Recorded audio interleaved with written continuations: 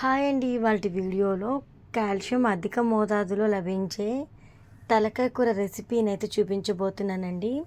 ఈ ప్రాసెస్ అంతా కూడా చాలా ఈజీగానే ఉంటుంది.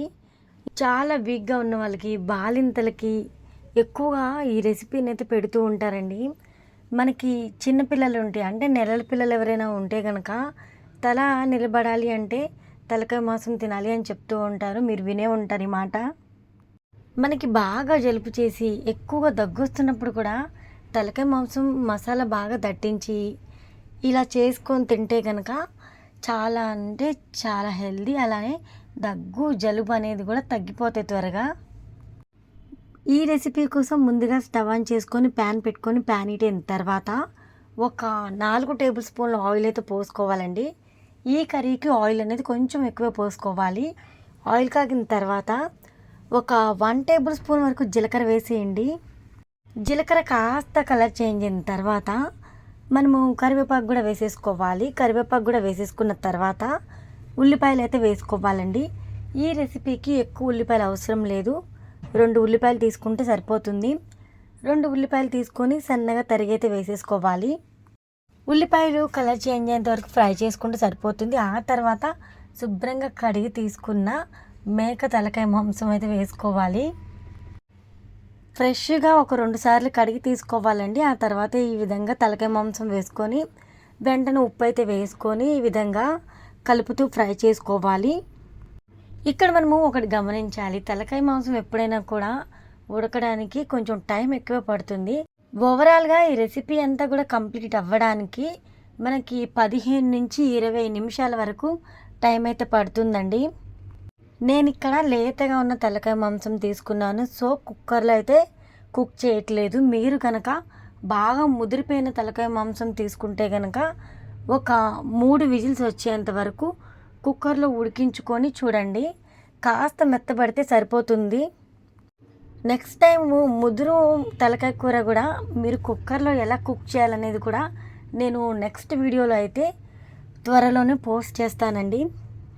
ఇప్పుడైతే లేత మాంసం తీసుకున్నాను కాబట్టి నేను కుక్కర్లో కుక్ చేయట్లేదు. లేత మాంసం తీసుకుంటే నాకు ఇక్కడ ఒక 5 నిమిషాల టైంలోనే ఇక్కడ కుక్ అయిపోయింది.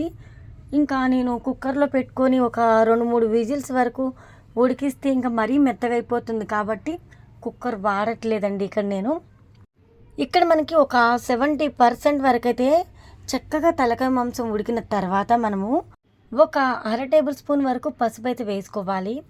ఎలాంటి కర్రీలోకైనా కూడా పసుపు అనేది కొంచెం ఎక్కువ వేసుకుంటేనే చూడడానికి కలర్ఫుల్గా ఉంటుంది. అలానే మన శరీరంకి యాంటీబయాటిక్గా కూడా పనిచేస్తుంది. ఈ విషయం మనందరికీ తెలిసిందే. నెక్స్ట్ ఇంగ్రీడియంట్ ఏంటి అంటే అప్పటికప్పుడు ఫ్రెష్గా రుబ్బి పెట్టుకున్న అల్లం వెల్లుల్లి పేస్ట్ 1 టేబుల్ స్పూన్ అయితే యాడ్ చేసుకోవాలి. ఈ అల్లం వెల్లుల్లి పేస్ట్ అప్పటికప్పుడు ఫ్రెష్ది వేయడం వల్ల మనకి కర్రీ అనేది నీచు వాసన అస్సలు రాదండి. నెక్స్ట్ వచ్చేసి కారం వేసుకోవాలి. ఇక్కడ మనము ఈ రెసిపీలోకి చింతపండు పులుసు కూడా యాడ్ చేస్తాం కాబట్టి కారం అనేది ఎక్కువగానే పడుతుంది. అలానే నాన్ వెజ్ కర్రీ కాబట్టి కారం అనేది బ్యాలెన్స్గానే వేయాలి. ఇక్కడ నేను 3 టేబుల్ స్పూన్ల నుంచి 4 టేబుల్ స్పూన్ల వరకు కారం అయితే వేసానండి. అంటే 3 లేదా 4 టేబుల్ స్పూన్లు వేసుకోవచ్చు.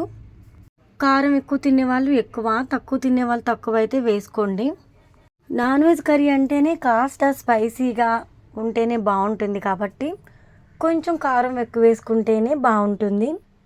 మనం వేసుకున్న ఉప్పు, పసుపు, అల్లం వెల్లుల్లి పేస్ట్, నెక్స్ట్ కారం యాడ్ చేసాం కదా.